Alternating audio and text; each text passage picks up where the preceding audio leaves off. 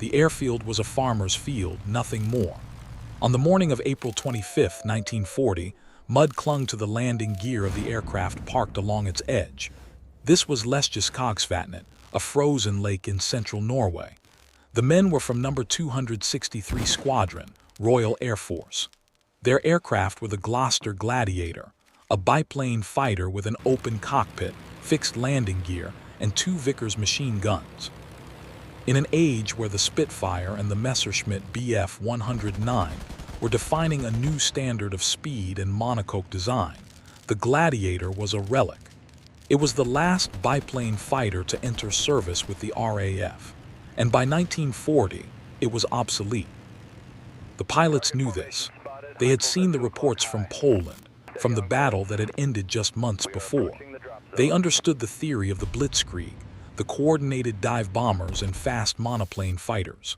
Their own Gladiators, Mark IIs, could manage 250 miles per hour on a good day in a shallow dive. A Bf 109 could fly that fast in level flight. They had been rushed here to this frozen lake in a desperate attempt to provide air cover for British and French troops landing at Namsos and Andalsnes. Their mission was impossible. They were not expected to survive. At the briefing, the tone was not of expectation, but of grim necessity. The man at the center of the coming storm was not a high-ranking officer. He was a young man, just 21 years old. Lieutenant Commander William Patrick Lucy, known to his men as Pat, was the senior pilot and the squadron's de facto commander. He had the unenviable task of making this anachronism work. The logistics were a catastrophe. The ground crews had no proper tools, no spares, no shelter. The aircraft, 18 of them, had been delivered by the aircraft carrier HMS Glorious. They were flown off in a blizzard, navigating by guesswork to find this frozen lake. They had no radios for communication with each other or the ground. They had no anti-aircraft guns for their own defense. Their fuel and ammunition had to be brought in by whatever means possible, often by sled. For the first 2 days, the weather grounded them.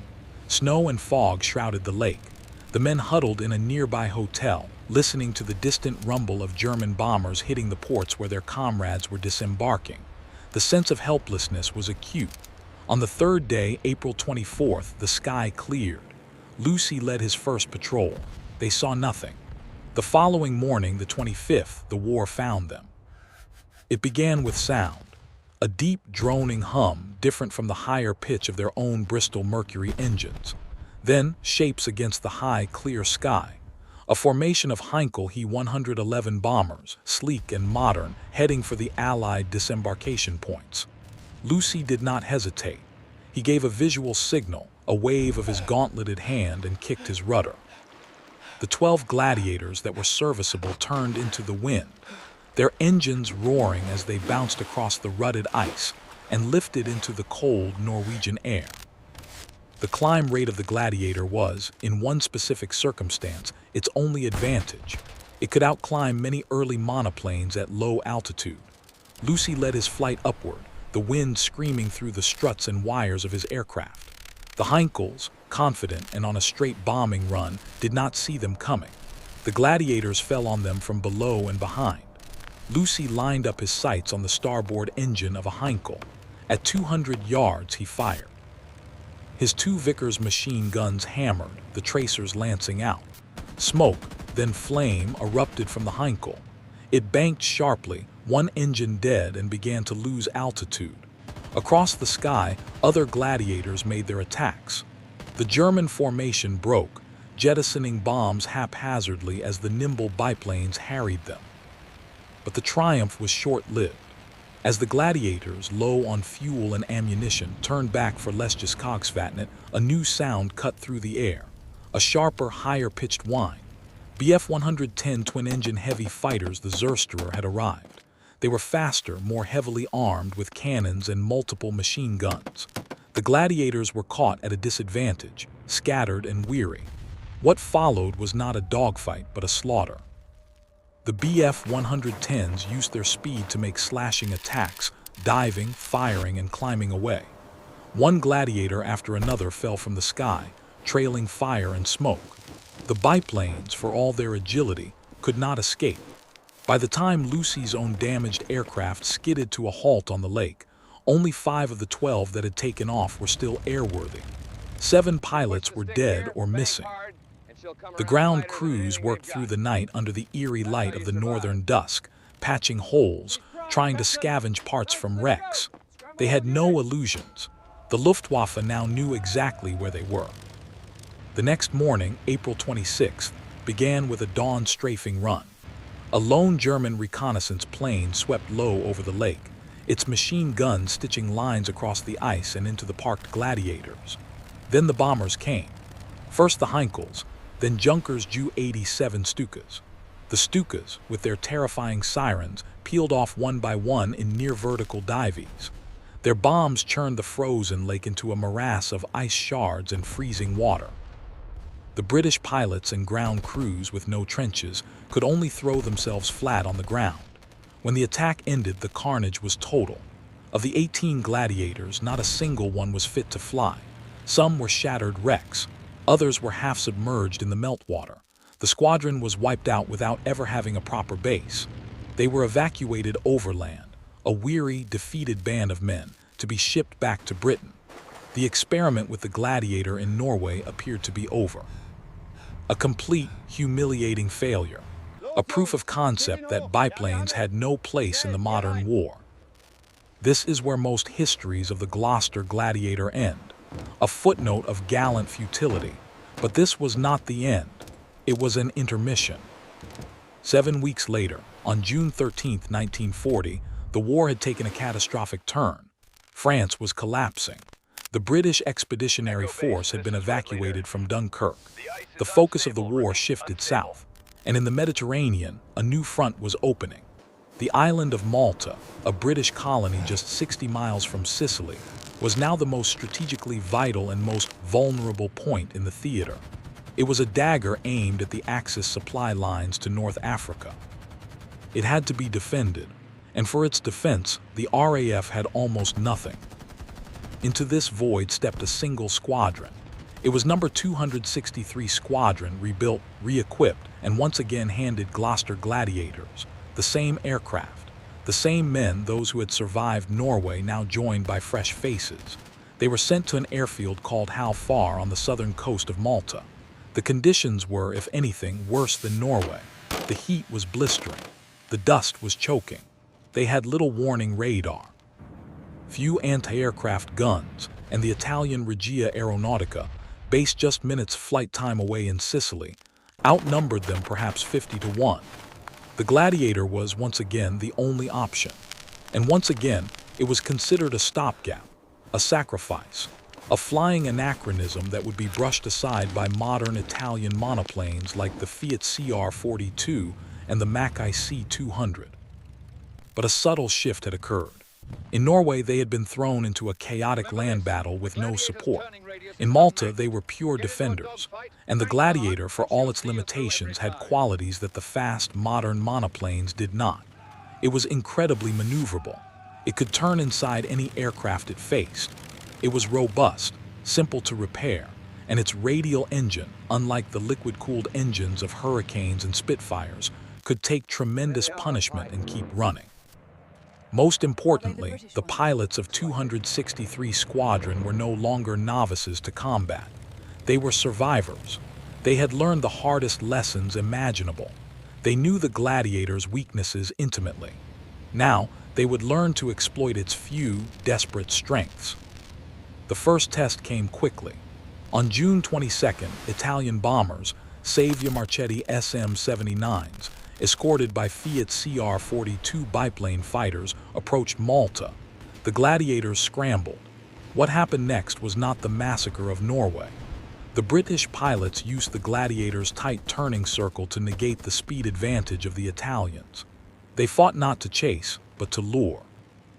A CR-42, confident, would try to get on a Gladiator's tail, only to find the British aircraft had seemingly vanished, reappearing moments later in a position to fire. The battle was a blur of twisting, turning aircraft in the clear Mediterranean sky. When it was over, the Italians had been driven off. No gladiators were lost. Claims were made for damaged and destroyed enemy aircraft. The psychological impact was immense. For the people of Malta, watching from below, the sight of the tiny biplanes holding the line created the first legend of the siege. Faith, hope, and charity, the names given to three supposed gladiators that defended the island. The myth was simpler than the reality. There were more than 3 aircraft, and the names were a morale-boosting story from the press. But the truth was just as potent.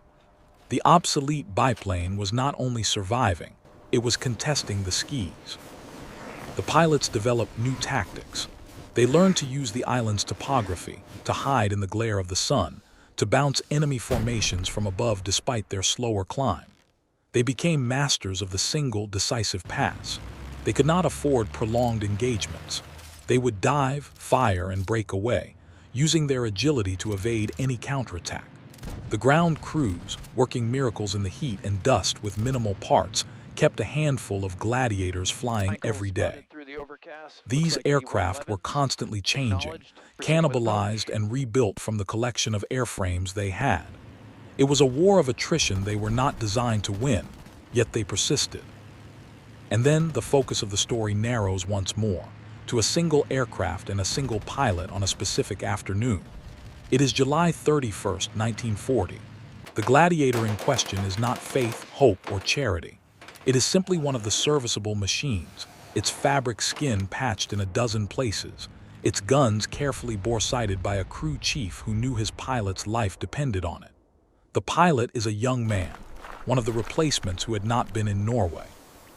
He is Flying Officer John Waters.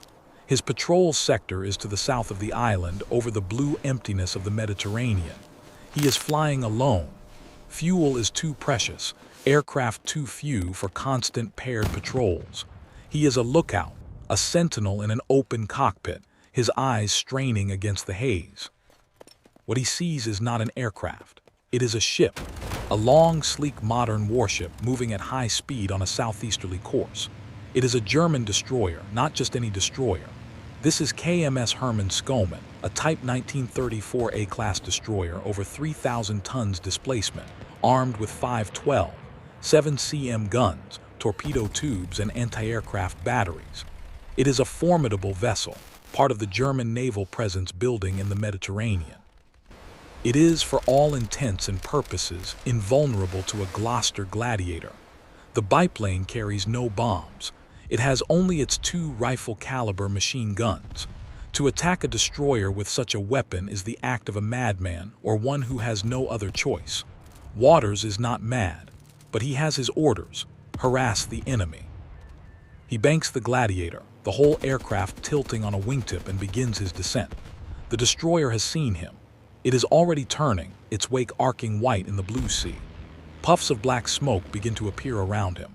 The first, inaccurate bursts of heavy anti-aircraft fire. The ship's lighter 20-37 flak guns begin to track him, their tracer fire stitching lazy-looking lines that float up towards him with deceptive speed. Waters ignores them. He is fixed on his approach. He is not thinking of the impossibility of his task. He is thinking of angles of deflection of the wind over his wings. The Gladiator's engine is at full throttle, screaming in protest as he pushes into a shallow dive. The ship grows larger, filling his windscreen. He can see details now. The gun crews swiveling their weapons, the gray paint, the swastika on the stern. A biplane attacking a destroyer is not a matter of precision. It is an act of sheer, violent harassment. Waters' plan is not to sink it. That is an absurd thought. But to strafe its decks, to kill its exposed gun crews, to force it to alter course, to remind the Germans that the sky, even this far out, is not entirely theirs. He lines up on the ship's beam, aiming for the bridge and the forward gun mounts. At 300 yards, he presses the firing button on his control stick. The 2 Vickers guns chatter, their sound lost in the roar of the engine and the wind. Tracers pour from his wings, walking across the water and then onto the destroyer's deck. He sees sparks as the bullets ricochet off metal. He holds the trigger down, riding the shudder of the guns, seeing his fire sweep across the superstructure. Then a sudden, violent explosion, not on the ship, in his aircraft. A shell from a 37 gun has found its mark. The Gladiator shudders as if hit by a giant hammer. Smoke and flame pour from the engine cowling. The controls go slack, then heavy. The scent of burning oil and fuel fills the cockpit. Waters is wounded, shrapnel in his leg and arm. His world has narrowed to the screaming of his dying engine, the blur of sea and sky, and the looming gray shape of the destroyer now sliding beneath him. He has one conscious thought: don't hit the ship. He hauls back on the stick, the damaged Gladiator responding with a dying gasp of lift. He clears the mast by what feels like inches. He is now a glide, a falling leaf of metal and fabric. Trailing a thick plume of black smoke, the sea rushes up to meet him. He has no time to think of the irony. He has strafed a destroyer with a biplane, and now he is going to die in the water beside it, a victor of no battle, a footnote. He jettisons the cockpit canopy. The cold shock of the water as the Gladiator impacts is absolute. The aircraft cartwheels once and begins to sink almost immediately. Waters, dazed, bleeding, manages to free himself from his harness. He kicks clear of the sinking wreckage and surfaces, gasping in the churned and oily water. The destroyer, the Herman Skoman, is already turning. It has slowed. He watches it, treading water, waiting for the machine gun fire to finish him off. It does not come. Instead, a boat is lowered. German sailors pull him from the water. He is a prisoner of war. As he is taken aboard, he sees the damage his guns have done.